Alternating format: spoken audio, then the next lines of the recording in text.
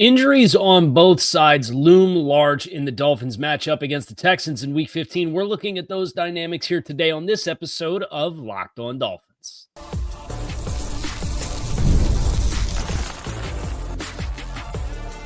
You are Locked On Dolphins, your daily Miami Dolphins podcast, part of the Locked On Podcast Network, your team every day. All right, Miami, welcome to another episode of Locked On Dolphins. It is your team every day here on the Locked On Network. I'm your host, Kyle Krabs, a lifelong Miami Dolphins fan, host of Locked On Dolphins, co-host of Locked On NFL Scouting, author of Touchdown Miami on Substack, and the NFL Draft lead for the 33rd team. I want to give a special shout out and thank you to our everydayers because it is your team every day. We don't just say it, we live it here on the Locked On Network. Today's episode of Locked On Dolphins is brought to you by Prize Picks. Go to prizepicks.com/LockedOnNFL and use code in all lowercase Locked On NFL to win $50 instantly when you play $5. Dolphins, Texans on Sunday, Week 15. It's a second opportunity this season. Well, I guess more than a second opportunity. A third opportunity to climb back to 500 on this season for the Miami Dolphins, and high stakes affair when you consider it's mid-December, the conference pressure that exists. Really fascinated to see how the Dolphins handle their second road trip late in the season. This one obviously is not on a short week. It's not in Green Bay where there's cold. Hopefully there's not a negative game script that puts you behind 2 touchdowns in the first 15 minutes, but we'll see what the Dolphins have in store for us. We'll also see who takes the field for both teams. There's been some injury news development for both of these teams, including a pair of players for both sides that have been designated to return from the injured lists. For the Texans, it's former first-round guard Kenyon Green, and it's linebacker Christian Harris. Harris has started 23 games in 2 seasons for the Texans, had over 100 tackles last year, did not play at all this season up until this point. Harris certainly sorely needed when you consider Azeez Al-Shaair, the linebacker that had the big hit on Trevor Lawrence, was given a 3-game suspension by the NFL. Will he be ready after being designated for return on December 9th? Is this more, obviously there's divisional dynamics that exist for Houston that you're looking probably one win away from clinching the division, considering they have the head-to-head victories over the Indianapolis Colts in both games this season. Is this more of a long-term play or is this a this-week thing? Kind of hard to get a feel for. It's to be determined. But the return of Christian Harris for a Texans defense that is pretty well represented in a lot of statistical categories when you look at how they play defensively. They are stingy against the run from a scoring perspective. They're middle of the pack in yards per carry. They're amongst the league's best in net yards per attempt and passing defense. They're stingy with first downs. They're top 3 in turnovers in the league. They're top 5 in yards in the league. They're top 12 scoring defense. From an average plays and yards per drive perspective, they are the best in the league defensively. They're top 10 in points per drive and possession defensively. They've logged at least a turnover in every game since week 5 defensively. And that includes games in which they had 4 turnovers, 3 turnovers, 2 turnovers, 5 turnovers, 2 turnovers, and 3 turnovers in that stretch. And they're coming off a bye. They're top 6 in third down percentage defensively. They're 28th in red zone. We'll continue to preview this matchup as we get closer to kickoff. But Christian Harris, if he's back, would be a huge boost for Houston. But he was only designated for return on December 9th. So the likelihood of that happening is questionable. Now, Kenyon Green would be another timely return for Houston when you consider the fact that it's now come out that Juice Scruggs, who was a day 2 draft pick for them and has been the primary guard that they've had this season, he's going to miss what sounds like a couple of weeks. So for Kenyon Green to come back, he's started 9 games this season, Kenyon Green. He's been an up and down player. He's not a great athlete, but he's powerful. I think Miami will match up against him fairly well if he ends up playing at left guard next to Laramie Tunsil, who's a familiar face. So these two teams, for a lot of fans, will also always be tied together at the hip because of the direction of the Dolphins and their build and where Houston's gone, and Houston playing in the AFC South, not having a team that's pinned the division down for what seems like 25 straight years with Tom Brady and the Patriots, and now Josh Allen and the Bills. Their pathway to the postseason looks a little different than what Miami has had to endure. And that's the luck of the draw. But because before Tom, it was Dan Marino. But Kenyon Green, if he's able to come back, really helps negate that potential or that domino effect of their starting left guard, Juice Scruggs, missing time. If he cannot go, it would presumably be Kendrick Green, not Kenyon Green, Kendrick Green, who was a mid-round draft pick and came over from Pittsburgh to play as a utility player, can play center, can play guard for the Texans. For the Dolphins, it's the two edge guys. It's Cameron Good, it's Bradley Chubb. Obviously, the most impactful player out of this group of four that could play in this game is Bradley Chubb. I'm not asking Bradley Chubb to play 80% of the snaps defensively. But if you could get 30% of snaps for Bradley Chubb and their passing downs, I think it'd be a big game changer for what the Dolphins have and have had as an organic pass rush and their ability to box quarterbacks into the pocket and take advantage of free runs when you get on top of a quarterback. When Aaron Rodgers is getting outside the pocket because Emmanuel Ogbah is glued onto a tight end in pass protection, you don't have a lot of enthusiasm on what that's going to play like down the stretch. And that's, I think, where Bradley Chubb and his potential role.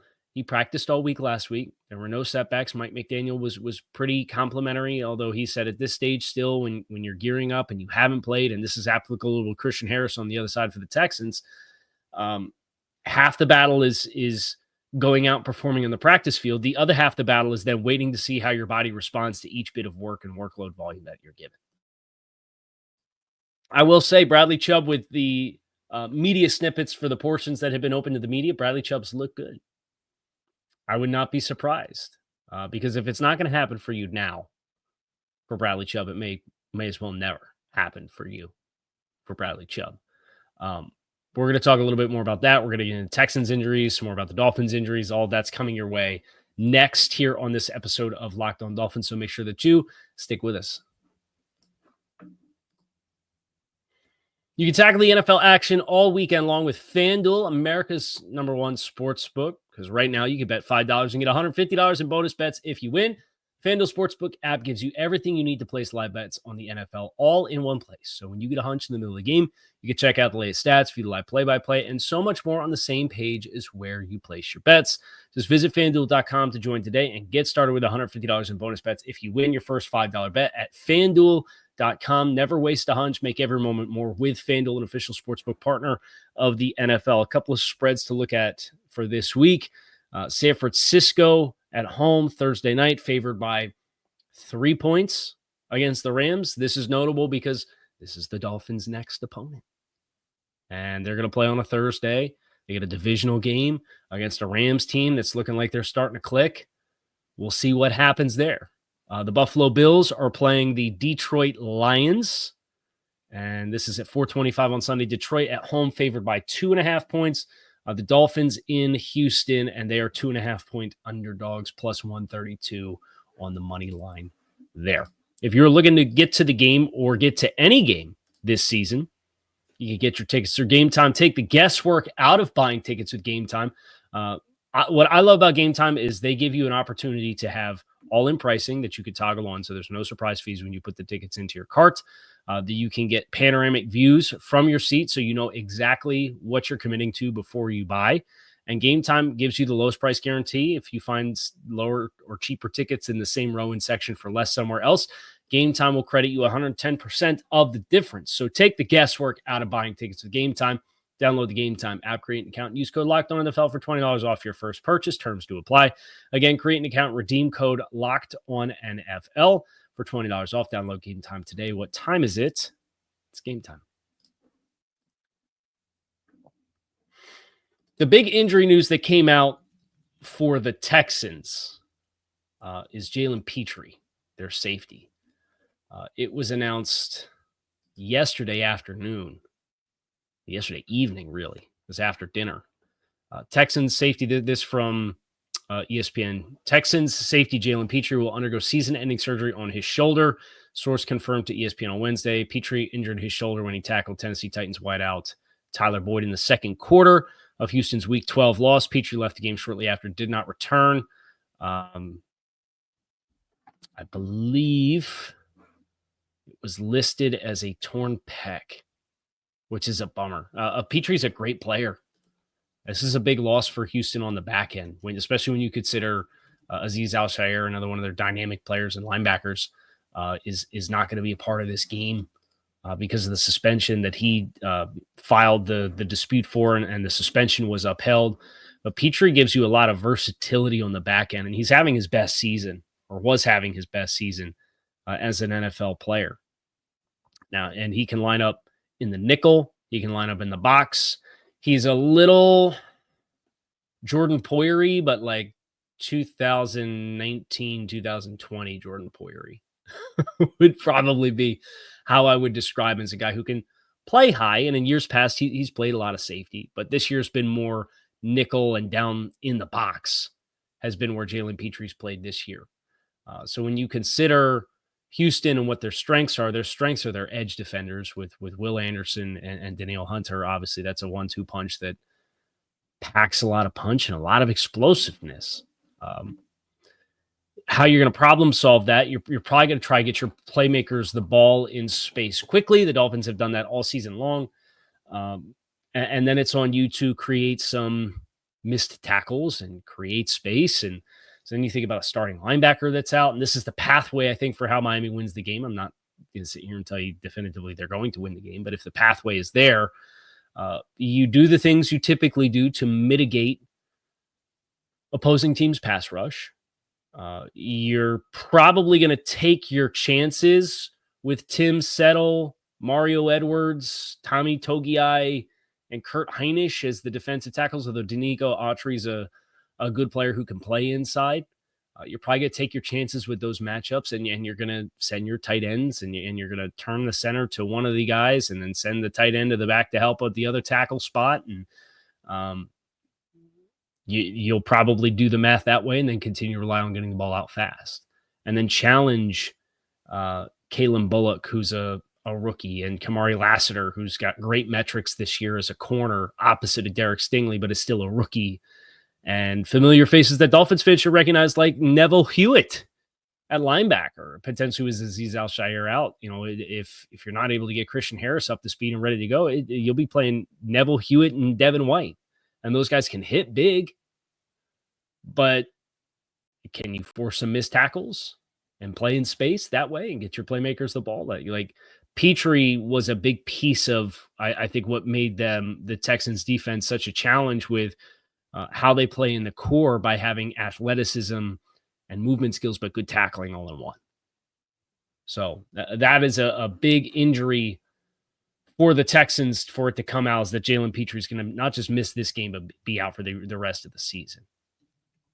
We mentioned Juice Scruggs already, who was the team's left guard, has been the team's left guard. Other players of note, Robert Woods was a personal issue. Limited participation included Danico Autry, Nico Collins, who's been one of the best wide receivers in the NFL this season. Laramie Tunsil with a rest day. Christian Harris, who we mentioned, Fali Fatukasi, one of their defensive tackles with a foot injury, was a limited participant as well.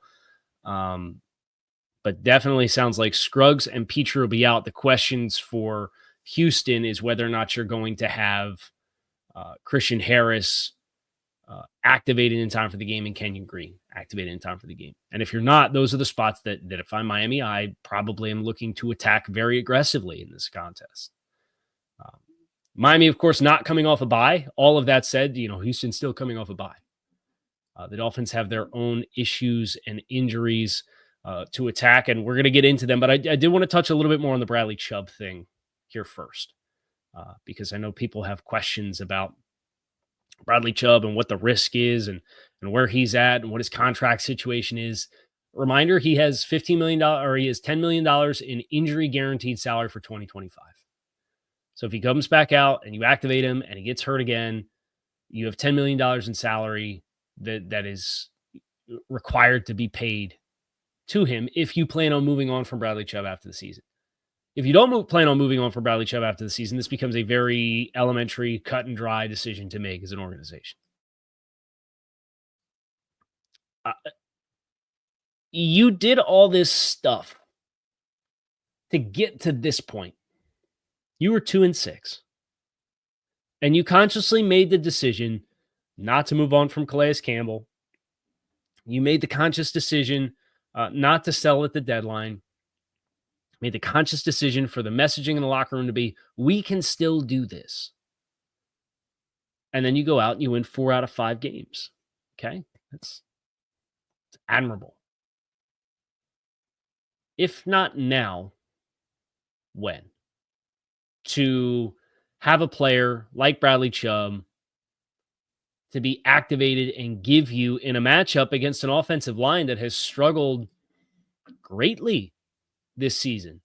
I mean, you just take the cross-reference of C.J. Stroud and where he's at this season versus last season. He's been sacked 41 times.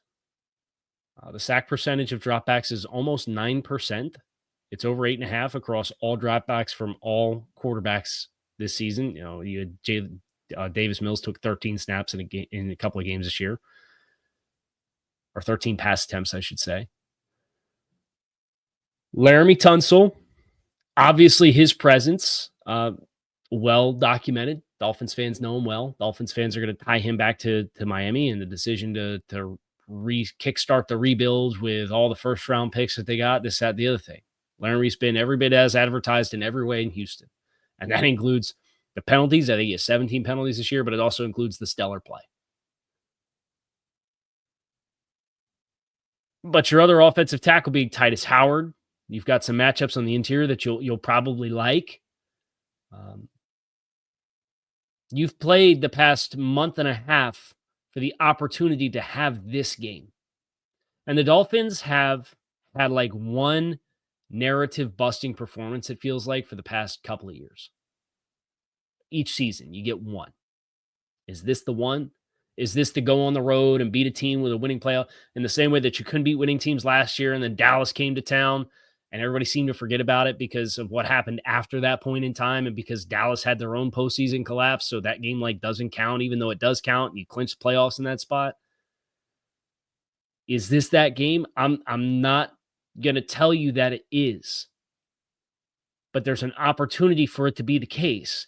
And with all of the messaging that this organization had from the trade deadline to today, I don't know how, if Bradley Chubb has a good week in practice, you don't make the decision to push the button and say, now is the time. All hands on deck.